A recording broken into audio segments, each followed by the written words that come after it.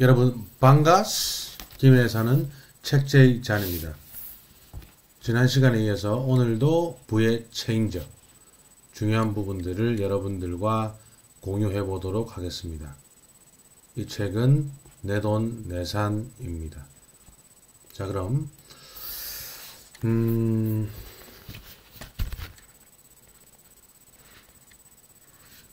자, 1부 새로운 세상이 온다를 이어서 해보도록 하겠습니다. 빚잔치에 빠진 글로벌 경제, 이럴 때일수록 어디에 투자해야 하나? 소제목입니다. 지금 세계는 빚잔치 중으로 늘어나는 금액은 천문학적이다. 이에 따라 화폐의 가치는 빛의 속도로 떨어지고 있다.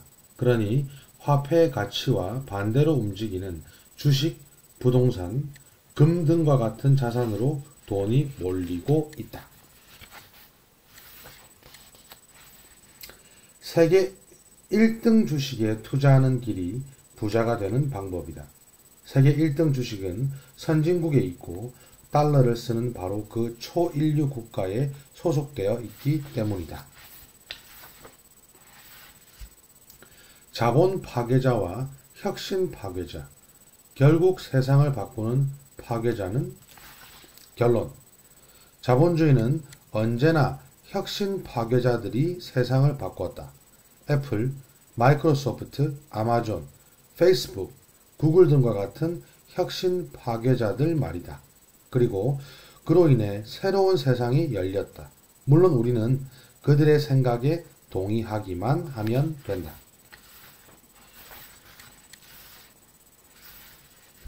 미국은 왜 중국과 싸우는가? 이 싸움은 주가에 어떤 영향을 주는가? 현재의 미국은 중국과 새로운 냉전을 준비 중이다.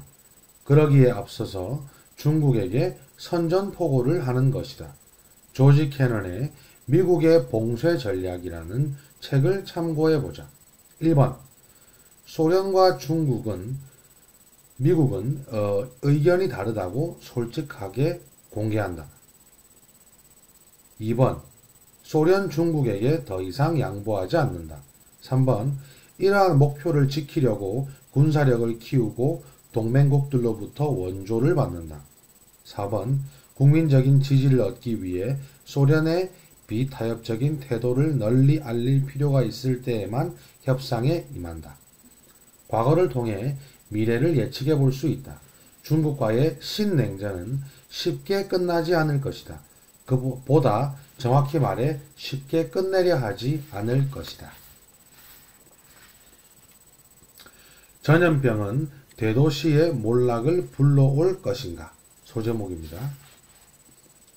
재택근무가 활성화된다면 그동안 안전한 곳으로 여겨졌던 대도시의 부동산도 안심할 수 없게 된다. 그런데 코로나로 인하여 대도시의 본사가 재택근무나 소도시의 사무실로 이전을 한다면 대도시의 오피스나 부동산의 가격이 지속적으로 오른다고 보장하지 못한다. 새로운 전염병의 확산이 자주 유행할수록 자가격리, 재택근무 등은 일상이 될 가능성이 있다. 코로나 이후 글로벌 대기업의 재택근무가 유행이 된다면 대도시의 부동산 불패 신화도 깨지지 말란 법이 없다.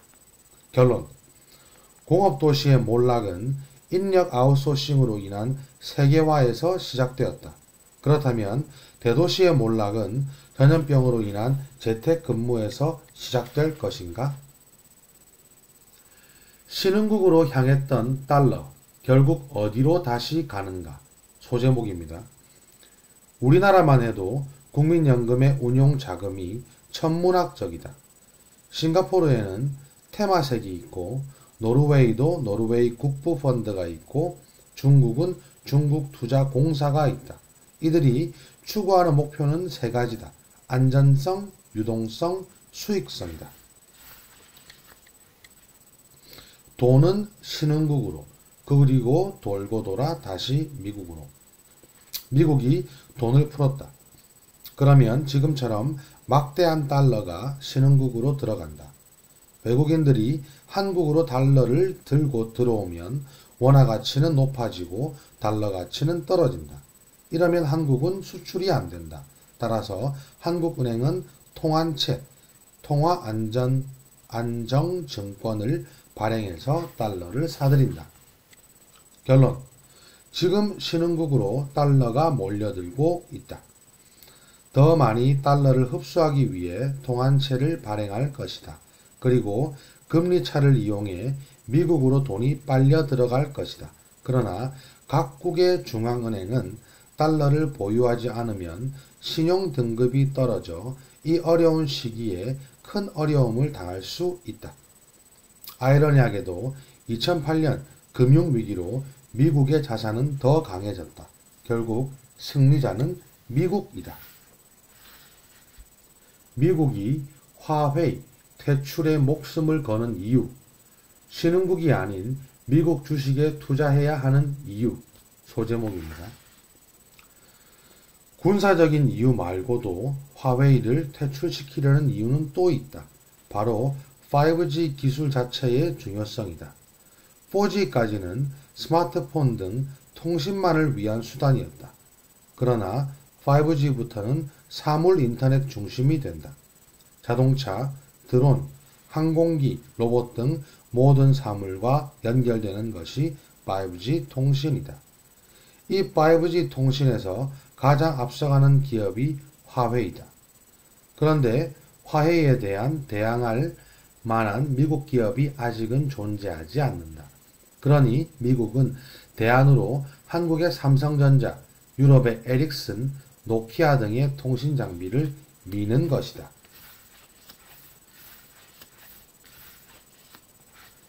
결론. 신흥국 주식 투자는 언뜻 이익으로 보이나 사실은 엄청난 손해고 미국 주식에 투자하는 것이 투자자들의 돈을 지키는 길이다.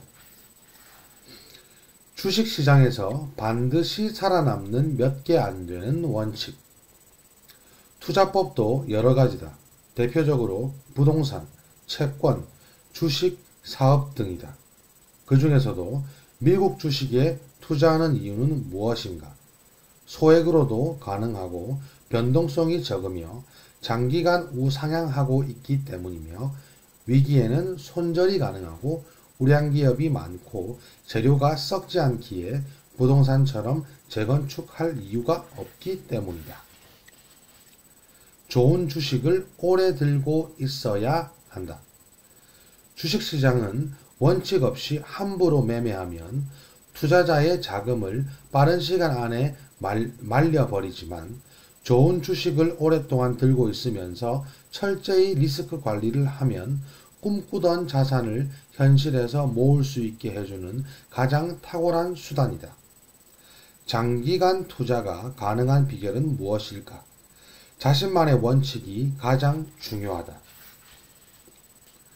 나스닥 종합지수에 마이너스 3%가 뜨면 보유 중이던 종목들을 모두 팔고 한 달 플러스 1일을 강제로 기다려야 한다.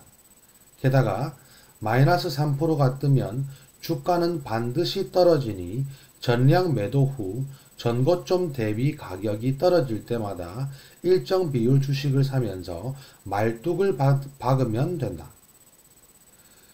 주식 투자가 어려운 이유는 단 하나, 내일을 모르기 때문이다. 워렌 버핏의 제1원칙은 돈을 잃지 않아야 한다. 제2원칙은 1원칙을 잊지 않는 것이다. 자, 오늘은 여러분 여기까지 하겠습니다.